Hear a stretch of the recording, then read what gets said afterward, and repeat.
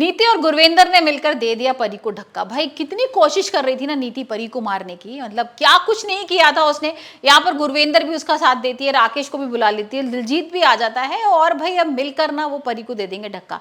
अब ये सारी चीजें ना राजीव के सामने कैसे आएंगी वो तो आने वाले एपिसोड में ही देखेंगे, क्योंकि यहाँ पर जंगल है और जंगल में ना राजीव बहुत ढूंढ रहा है और उसको समझ में नहीं आ रहा कि परी कहाँ चली गई। बीच में ना एक बार नीति मिलती भी है और नीति उसको पागल बना देती है कि भाई हाँ मैं भी ढूंढ रही हूँ परी। और यहाँ पर नीति कहती है कहीं तो मुझे मिली थी नीति, और नीति ना बहुत चाह रही थी कि भाई हम दोनों की शादी हो जाए। मतलब वो बहुत ना गुस्से में है कि हमारी शादी क्यों नहीं हो रही है और क्यों तुम्हारी और परी की शादी हो रही है। तो ये राजीव को समझ में नहीं आता कि इतनी मिसअंडरस्टैंडिंग क्यों होती है। हमने देखा ना नीति राजीव को ही पागल बना रही है और परी को भी उसने बेवकूफ बना दिया है। परी को गुरविंदर और सारे लोग पूछते भी हैं कि कहाँ है तुम्हारा राजीव, अगर राजीव तुमसे प्यार करता है तो कहाँ है राजीव, राजीव को अब तक आ जाना चाहिए था, तुम्हें ढूंढ लेना चाहिए था। यहाँ पर परी कहती है नहीं राजीव मुझसे बहुत ज्यादा प्यार करते हैं और आप सब लोग झूठ बोल रहे हो। यहाँ पर गुरविंदर कहती है कि तुम्हें पता नहीं है उसकी प्लानिंग है और वो सिर्फ बच्चा लेने के लिए तुमसे प्यार कर रहा था, तुमसे शादी करना चाहता था, बाकी का कुछ भी नहीं है उसके दिल में तुम्हारे लिए और तुम्हें पता लग जाएगा थोड़े दिन में। अब देखो तुम्हें जैसे ये पता था ना कि मैं तुम्हारी मम्मी हूँ और तुमसे बहुत प्यार करती हूँ, लेकिन मेरा असली चेहरा सामने आ गया ना। अब तुम्हें पता लग गया ना कि मैं गुरविंदर तुम्हें बिल्कुल नहीं चाहती हूँ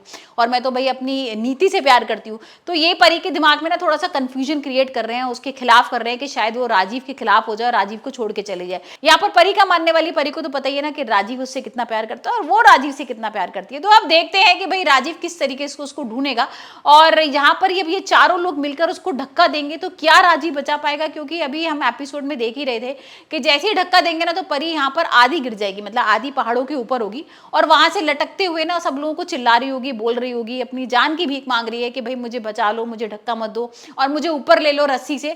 और यहाँ पर इतने में ना राजीव भी आ जाएगा, राजीव भी देख लेगा अरे परी नीचे है खाई में और ये सब लोग बचा क्यों नहीं रहे।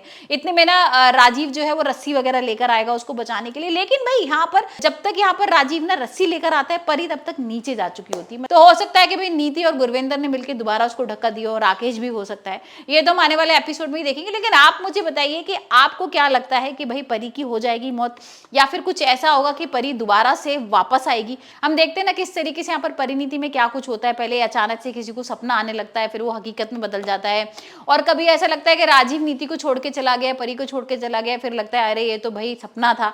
यहाँ पर सच्चाई भी सबकी सामने कई बार आ चुकी है, नीति की आ चुकी है लेकिन सपने में चली जाती है। तो ये भी देखते हैं कि भाई ये सपना तो नहीं है, ये हकीकत में सच में परी को धक्का दे ही रहे, लेकिन यहाँ पर क्या वाकई में वो गिर जाएगी और अगर गिर जाएगी तो क्या उसकी मौत हो जाएगी या फिर थोड़े दिन बाद देखेंगे कि भाई कुछ लीप आ रहा है, या तो फिर देखते हैं यहाँ पर परी की वाकई में मौत हो जाएगी या फिर परी वापस आ जाएगी राजीव और नीति की जिंदगी में।